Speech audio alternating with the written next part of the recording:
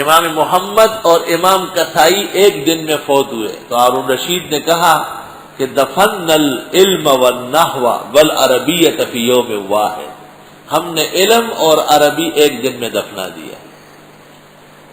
اور جب امام ابو حنیفہ کا انتقال ہوا تو سفیان ثوری نے کہا ذہبت حلاوت الدین والعلم، دین اور علم کی شیرینی ختم ہو گئی۔ اللہ اللہ، اس عاجز اور فقیر کے نزدیک ہماری زندگی میں جو تکلیف کے اوقات آئے ہیں ان میں دو بزرگوں کی موت، ایک حضرت الاستاذ مولانا یوسف بنوری مرحوم کی موت بہت صدمے کا باعث تھی، کیونکہ میں ان سے حدیث پڑھنے آیا تھا، صرف 13 اسباق بخاری کے پڑھے اور حضرت کا وصال ہو گیا۔ اور دوسری موت پھر فقیہ الامہ حضرت اقدس مولانا مفتی محمود صاحب کی تھی، وہ تو پھر میں یہاں آ چکا تھا اور پڑھانے لگا تھا۔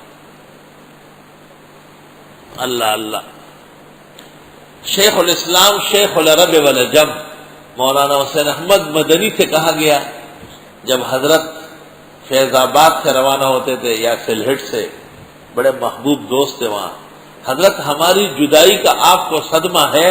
حضرت نے فرمایا ہرگز نہیں، بالکل نہیں۔ انہوں نے پوچھا کیوں؟ کہا حضرت مولانا رشید احمد گنگوئی اور حضرت شیخ الہند کے انتقال کے بعد صدمے کے لیے جگہ رہی ہی نہیں، جو صدمہ تھا وہ گزر چکا ہے، اب کیا صدمہ ہے؟ اور شیخ الہند کا جب انتقال ہوا تو کسی عقل مند نے کہا کہ من شاء بعدک فلیمت، اب جس نے مرنا ہے مرے، فعلیک کنت احاذر، مجھے تو آپ کی موت کا ڈر تھا۔ اور جب حضرت مولانا محمد قاسم نانوتوی رحمۃ اللہ علیہ کو دفنایا تو حضرت شیخ الہند نے قبرستان میں شعر پڑھا کہ مٹی میں دباتے ہو اور بتاؤ دوستو، مٹی میں دباتے ہو اور بتاؤ دوستو، گنجین علوم ہے یہ گنجین زر نہیں۔ ہائے ہائے، مٹی میں دباتے ہو اور بتاؤ دوستو، گنجین علوم ہے یہ گنجین زر نہیں۔ حضرت محمد قاسم صاحب نانوتوی امام وقت کے مقتدر امام، اللہ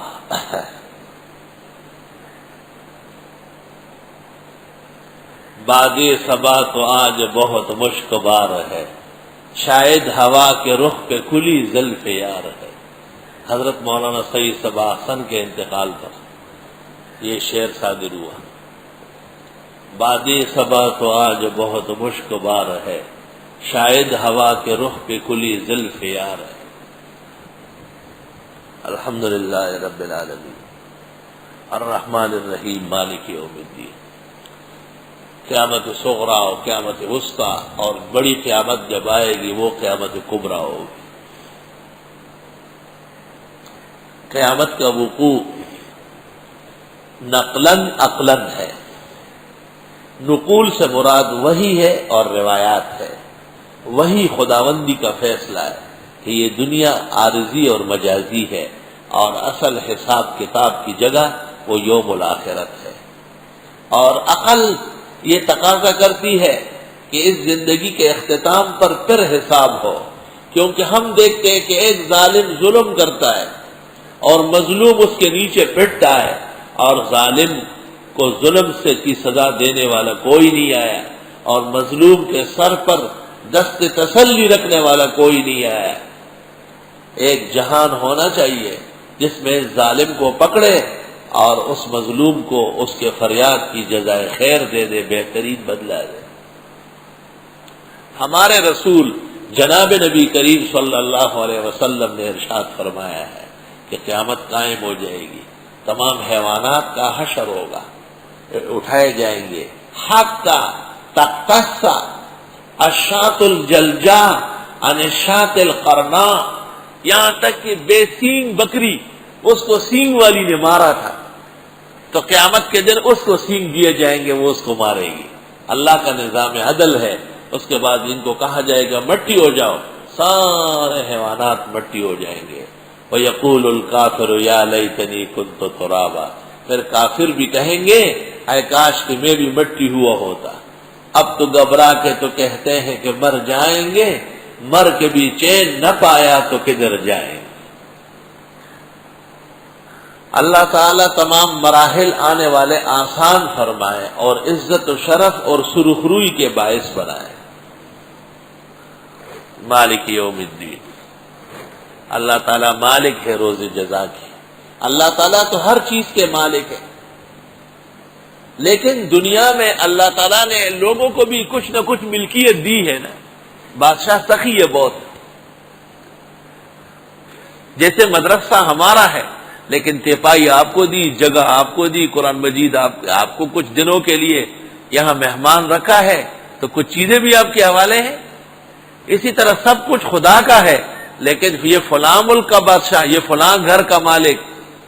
قیامت کے دن اس طرح نہیں ہوگا، کسی کے پاس کوئی چیز نہیں ہوگی، اور جب سارے لوگ فنا ہو جائیں گے اور بالکل ارض و سما رفع دفع ہو جائے گا، کچھ بھی نہیں ہوگا سوائے اللہ تعالیٰ کے، تو اللہ اپنی شان کے مطابق اعلان کرے گا لمن الملک اليوم، آج بادشاہ کون ہے، آج کا سلطان ہے کون، کدھر ہے وہ بادشاہ، وہ بادشاہیاں اور ٹھیڑے بہنگے ڈھینگے، یہ ہمارا ہے، یہ ہمارے باپ کا ہے، وہ کدھر ہے، کوئی ہوگا نہیں جواب دے، تو خود کہے گا للہ الواحد القہار، ایک اللہ کی ہے جو واقعی زوراور ہے، اس کے سامنے کوئی ٹھہر نہیں سکتا۔ الحمدللہ رب العالمین، شان حمد و ثنا اللہ کے لیے جو پالنے والے کائنات کے، الرحمن الرحیم، خوب مہربان اور خوب نوازنے والے ہیں، مالک یوم الدین، وہی مالک ہے روز جزا کے۔ قرآن مجید میں قیامت کے جتنے نام آئے ہیں، ہر نام ایک مرحلے اور وہلے پر دلالت کر رہا ہے، وہلہ خطرہ، وہلہ احوال۔ جتنی تکلیفیں اور پریشانی قیامت میں آنے والی ہے، اس کے ظہور کے لیے ایک نام رکھا گیا ہے، ایاک نعبد، خاص آپ ہی کی ہم عبادت کرتے ہیں، وایاک نستعین، اور خاص آپ ہی سے ہم مدد مانگتے ہیں۔ ضمیر منصوب منفصل اس کو مقدم کیا اختصاص کے لیے، یہ نہیں فرمایا نعبدک و نستعینک، ایاک نعبد، صرف آپ ہی کی عبادت ہوگی، وایاک نستعین، اور آپ ہی سے ہم مدد مانگتے ہیں۔